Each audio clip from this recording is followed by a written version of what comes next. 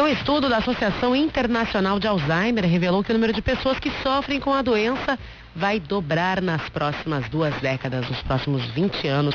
Segundo o levantamento, os gastos com Alzheimer já representam 1% do PIB mundial. A gente vai conversar agora com o Dr. Arlindo Dávila, que é neurologista e coordenador do Serviço de Neurocirurgia do Hospital Mãe de Deus. Dr. Arlindo, muito bom dia. Bom dia, Sara. Prazer falar contigo novamente. Prazer é todo nosso, doutor Arlindo. Doutor Arlindo, essa situação se deve ao envelhecimento da população? Vamos dizer assim, todos os estudos apontam nessa direção, né? Uma vez que existem vários fatores de risco que estão envolvidos com o envelhecimento da população, né? Que levam à demência sensu lato, né? Em geral. E depois... Demência sensu lato seria a demência como qualquer problema advindo da idade maior, né? Qualquer problema mental advindo disso. Assim, a demência, na verdade, ela é caracterizada pela perda, vamos dizer, da razão, né? Da capacidade de raciocinar de forma adequada, de se orientar, de valorizar os momentos, até em questões da vida pessoal, né? Se cuidar ou não se cuidar, né? Então, existem dados epidemiológicos muito interessantes, né? Que em 2030, por exemplo, hoje se tem ideia que sejam em torno de 36 milhões de pessoas no mundo com demência e que dessas 28 milhões teriam Alzheimer, portanto 60%, 70% dos casos, né? Desses casos de demência. Embora a gente tenha demência de outras causas, eu assim vou tocar também por aí. Mas, assim, do ponto de vista epidemiológico, as pessoas com mais de 60 anos, por exemplo, nos Estados Unidos, a incidência de Alzheimer é 6,4% da população. Na Europa é 5,4%, na América Latina é menor, 4,9%. China e países asiáticos, 4%. Talvez aqui exista alguma coisa que não esteja bem explicada, né? Entramos na questão dos fatores de risco, como hipertensão, diabetes, síndrome metabólica, que é caracterizada por diabetes tipo 2, diabetes do adulto, né, da pessoa mais madura, o aumento no colesterol, triglicerídeo, tabagismo, obesidade. Esses são fatores todos relacionados à demência e provavelmente sejam esses fatores que aumentam a incidência nos países ocidentais, né? Uma questão que a gente encontra às vezes por aí a pessoa dizendo, o que eu faço para prevenir o Alzheimer, né? Na verdade não tem uma maneira de prevenção. Tu vê que o Gabriel Garcia Marques, né, o grande escritor, está com Alzheimer, quer dizer, um sujeito que... Então, é uma doença que ela tem um modo próprio. O que você quer dizer com isso, né? Porque todo mundo muita gente diz, olha, uma das maneiras de prevenir o Alzheimer é, enfim, trabalho intelectual, colocar o cérebro para ler. Mas, poxa, se o Garcia Marques não fazia isso, quem fazia, né? Pois é. Né? Então, de fato, isso é uma doença que ela tem um modo próprio. A partir de uma determinada idade, né? Começa a haver o acúmulo, não se conhece muito bem isso, mas de qualquer maneira há o acúmulo de substâncias que não permitem mais que o tijolinho do cérebro, que é o neurônio, possa ter a sua vida normal, carregar a informação de um lado para o outro e aumentar na ponta. Eu sempre comparo o neurônio com uma árvore, né? Então seria uma floresta o cérebro, né? Onde a copa das árvores, uma copa de uma árvore se comunica com a outra.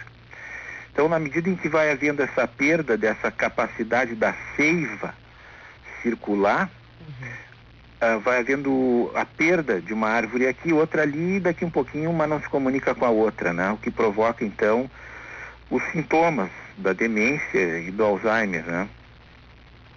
Essa é uma preocupação de muita gente e também é uma das doenças mais complicadas que existe, né, doutora Arlindo? Porque a pessoa ela vai se modificando psicologicamente em frente à família. A família não consegue entender porque continua ali visualmente aquele idoso conhecido, mas as características, às vezes até com alguma agressividade, não é mesmo? Nas fases mais avançadas da doença, né? Isso costuma acontecer, a modificação do caráter do indivíduo, a perda do julgamento, né?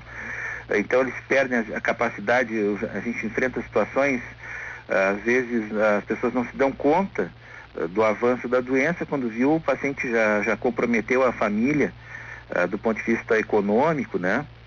Com transações financeiras que foram erradas. Isso a gente vê, né? Fica apático, começa a ter alucinações, agressividade, descuido com a sua higiene pessoal, né? E uma questão que eu gostaria de chamar a atenção, que é, assim, o diagnóstico de demência, ele é um processo que deve ser cuidadoso e progressivo, né? O médico deve ter cuidado com isso e a família ficar atenta. Nem todo caso de diminuição de memória, né? Necessariamente no idoso é Alzheimer. Ele tem que procurar outras doenças, como hematoma subdural crônico, às vezes tumores cerebrais. Mais comumente a gente tem o hipotireoidismo como uma causa de demência, uma diminuição na vitamina B12. E como idoso, geralmente ele é polimedicado, o médico tem que rastrear os medicamentos que o paciente usa, procurar os seus para-efeitos e obter uma boa história com a família sobre todos os medicamentos que o paciente vem usando, né? Uhum. Essa situação que muitas vezes acontece do paciente sair, doutor, que é paciente de Alzheimer, sair caminhando, sair para algum outro lugar, enfim, por que isso se dá? Ele volta para um passado, ele vai fazer alguma coisa que era rotina no passado dele? Na verdade, o eu, né, e a consciência do indivíduo, ele é um somatório de diversos pequenos eventos que acontecem para ele. Então, ele já não reconhece mais a casa, né, como sendo, na casa dele, como sendo o lugar onde ele mora. Uhum. Então, às vezes ele sai uma quadra dali, né, procura, eu vou na padaria, por exemplo, e ele não reconhece a rua, ele não sabe mais se ele veio do sul, foi para o norte, ou do leste, foi para o oeste. É uma desorientação temporal nessas comunicações interneuronais que formam as vias cerebrais, né, que nos permitem nos orientar. E então não é nenhuma questão de lembrança de algo que passou, é simplesmente a incapacidade de julgar o presente. Uhum. Né? Eu não consigo me localizar, onde é que eu estou? Não sei. Né? Existe um teste que a gente faz em consultório, que é o mini exame do estado mental, uhum, e que a gente pergunta para o paciente qual é a rua que passa, a avenida que passa aqui perto do consultório. Aí a pessoa diz, é aquela avenida, pois é, eu vim por ela, mas não sabe. Entendeu? Então ele não sabe nem por onde ele andou, né? Então, por quê? Porque a capacidade de guardar o fichário, vamos dizer, na sequência, foi perdida, uhum, né? E quando ele está sozinho, então ele perde o referencial, né? E atualmente nós temos assim eu gostaria de deixar também isso no ar, né, pro público.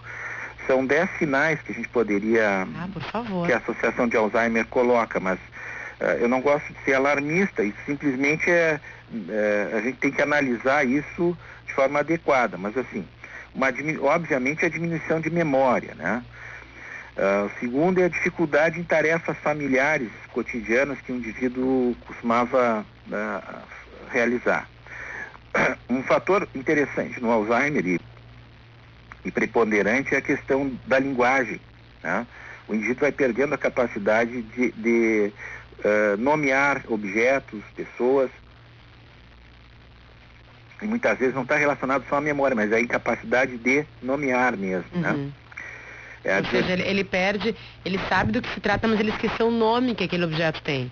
Cadeira. Às vezes ele pode até saber para que usa, uhum, mas não sabe o nome, né? É quase uma afasia, né? É uma disnomia, né? Disnomia. Chama. Mas é um tipo de disfasia, né? Uhum. Essa questão da desorientação no tempo e no espaço, né? Que necessita isso, quer dizer, a informação está chegando e eu tenho que armazenar em ordem, senão eu não sei onde já começou e onde terminou, né? A diminuição do julgamento crítico, né? Dificuldade de pensamento abstrato, uma pergunta que a gente faz qual é a diferença entre um pássaro e um avião, por exemplo, né? A pessoa não vai dizer, o avião é uma máquina e o passarinho é um animal, né? Uhum. A pessoa não consegue abstrair esse pensamento, né? Ela coloca coisas em lugares errados, né? Bota o telefone no banheiro, às vezes vai urinar no armário, mudança de humor e comportamento súbito, né?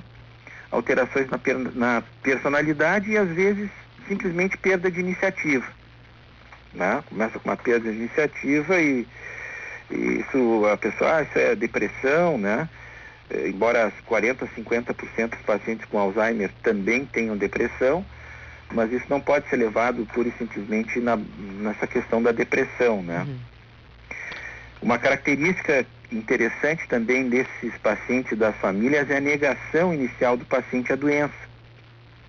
A família chega muito angustiada e diz, olha, o pai está se perdendo.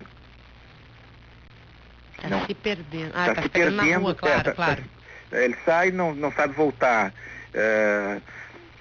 Vai na padaria, leva 2 horas, fica lá, eu peço manteiga, pão e leite, e ele me traz uma abóbora, não sei, entendesse?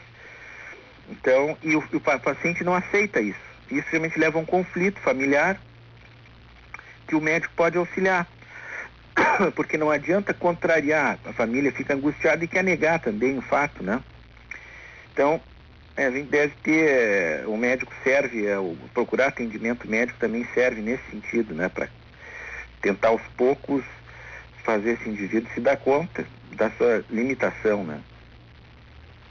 Bom, doutor, eu acho que essas informações elas servem para prevenir ou até para procurar ajuda de maneira mais rápida, né, para que o caminhar da doença seja mais leve.